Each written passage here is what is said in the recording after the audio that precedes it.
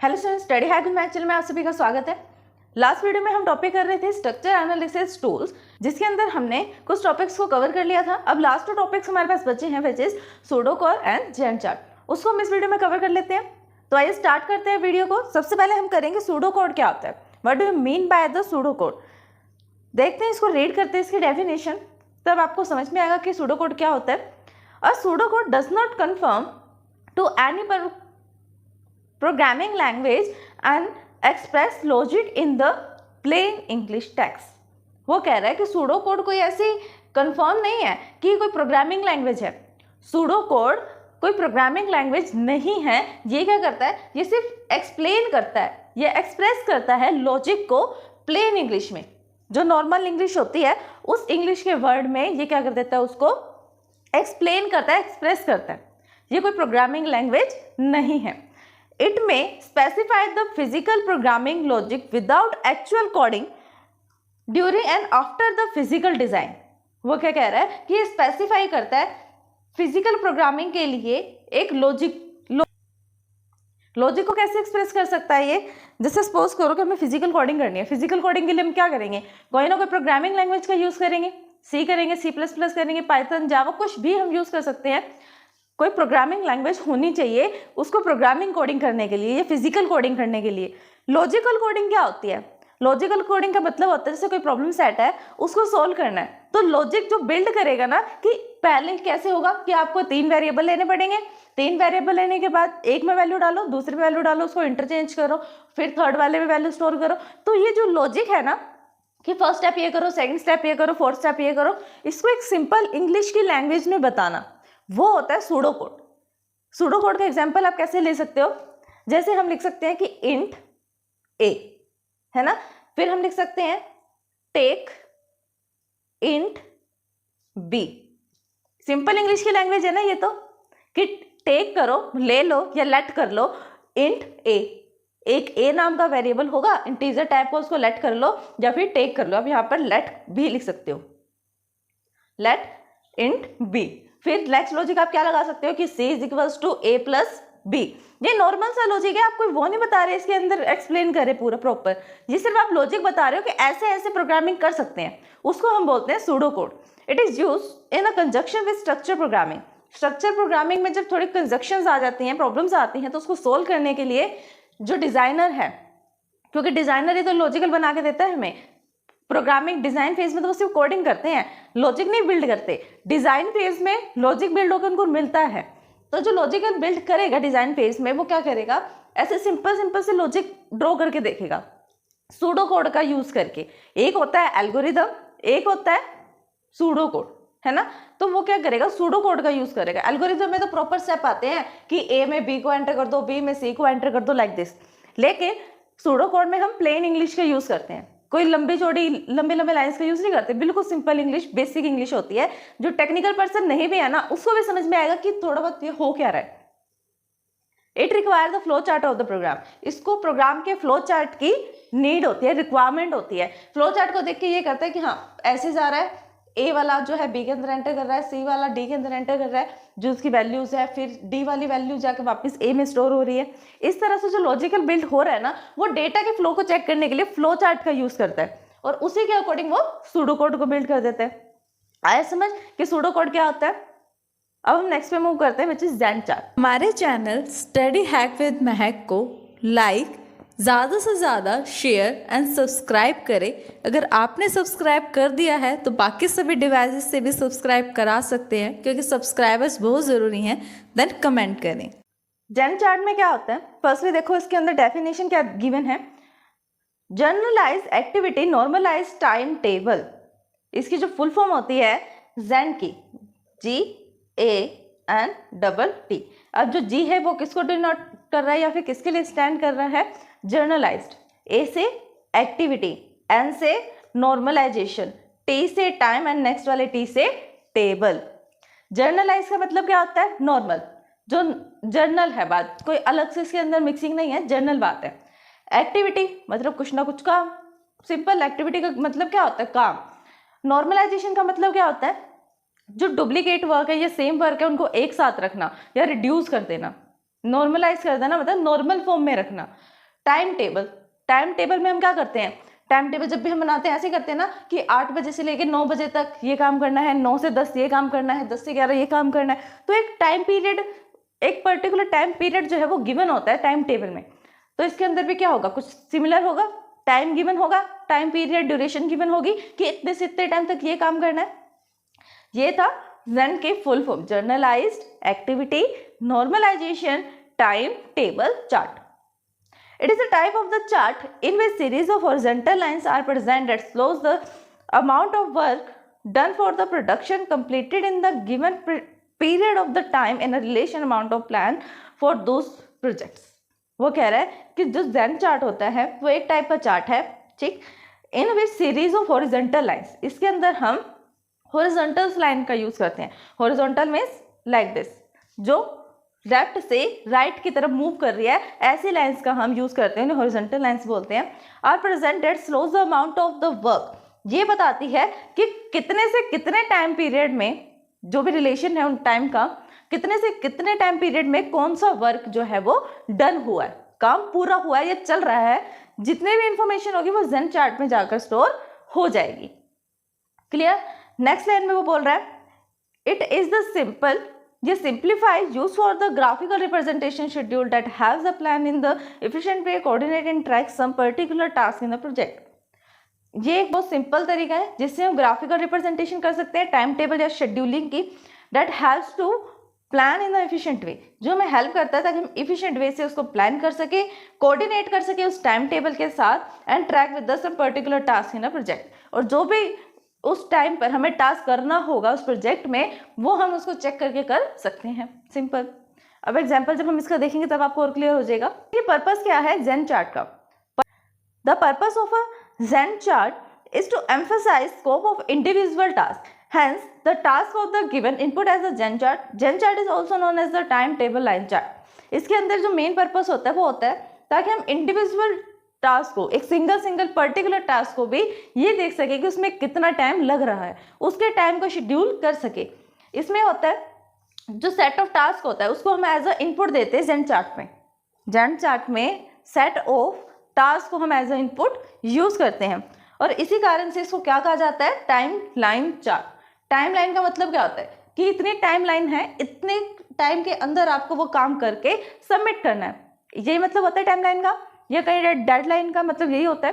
तो जो time line होगी उसके ऊपर फिक्स होगा कि अगर प्लानिंग कर रहे हैं किसी भी प्रोजेक्ट को बनाने में तो उसका प्लानिंग फेज में कितने से कितने तक का टाइम कंज्यूम होगा, वो जेन चार्ट में प्रोड्यूस है, उसके अंदर हम बनाते हैं। फिर डिजाइन फेज में कितना हो रहा है वो भी उसी के अंदर आएगा, मतलब जितने भी फेजेस आ रहे हैं उन फेज को कवर करने में कितना टाइम लग रहा है वो हमें मिलता है जेन चार्ट में information. It can be develop for the entire project और it can be develop for the individual function.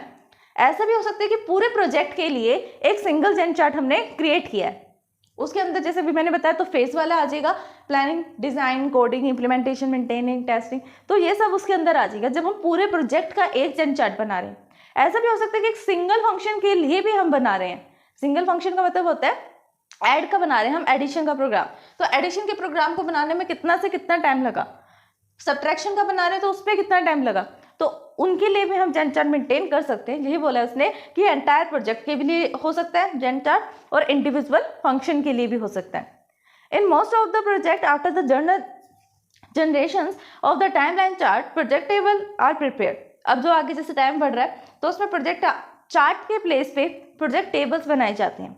In project tables all the task are listed in proper manner along with the start date and ending date. इसके अंदर starting date और ending date लिखी जाती है manually, जो table होती है project table उसके अंदर मैनुअली राइट की जाती है स्टार्टिंग डेट और एंडिंग डेट, और उससे रिलेटेड जितनी भी इंफॉर्मेशन होगी वो भी उस टेबल में क्रिएट हो सकती है।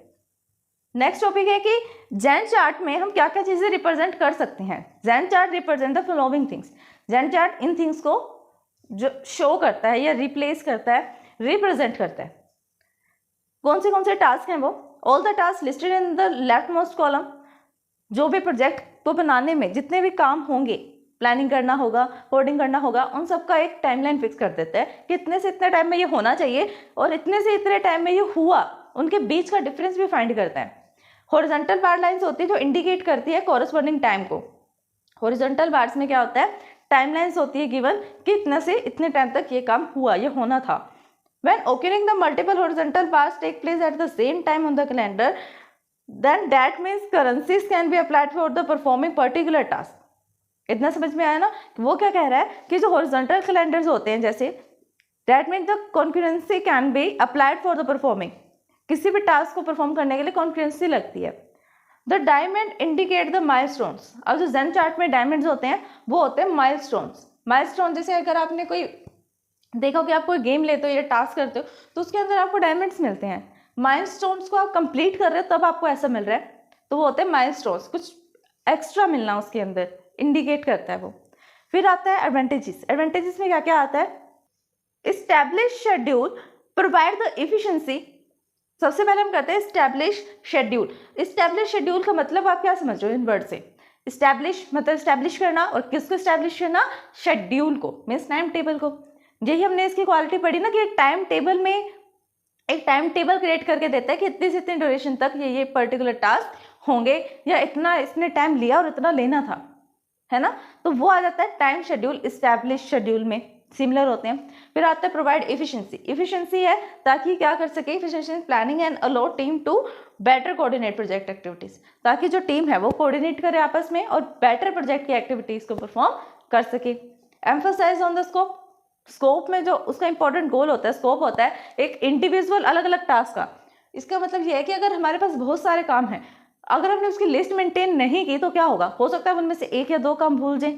अगर हम जेन चार्ट बना लेंगे तो हमें याद रहेगा कि प्रोजेक्ट को बनाने के लिए या किसी भी इंडिविजुअल टास्क को करने के लिए हमें कौन कौन सी एक्टिविटीज करनी है। क्लियर? तो वो एम्फसाइज कर देता है स्कोप को कि ये काम करना, ये गोल सेट कर दिया, ये स्टेप्स हैं। ईज एट अंडरस्टैंडिंग, समझना ईजी हो जाता है। विजुअलाइज प्रोजेक्ट, प्रोजेक्ट को हम विजुअलाइज कर सकते हैं। क्यों? क्योंकि एक ग्राफिकल रिप्रेजेंटेशन करता है।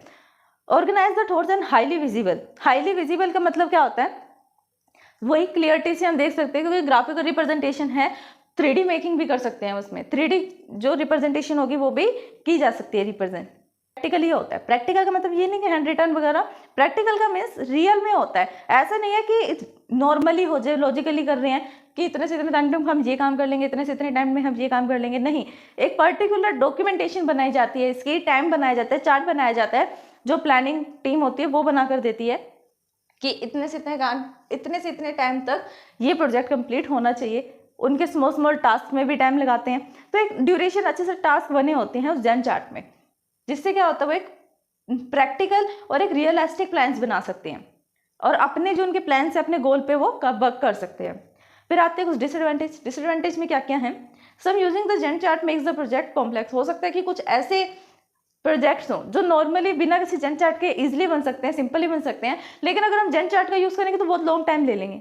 हो सकता है कि किसी प्रोजेक्ट का डिज़ाइन फेज बहुत आसान हो, कोडिंग फेज मुश्किल हो, टेस्टिंग फेज मुश्किल हो, लेकिन ऐसा भी हो सकता है कि किसी का टेस्टिंग और कोडिंग ईजी है, प्लानिंग और डिज़ाइनिंग मुश्किल है, एनालिसिस भी इजी है। तो जो ऐसे हम कोई फिक्स नहीं कर सकते ना कि किस प्रोजेक्ट पे कितना टाइम लग रहा है, कौन से फेज पे।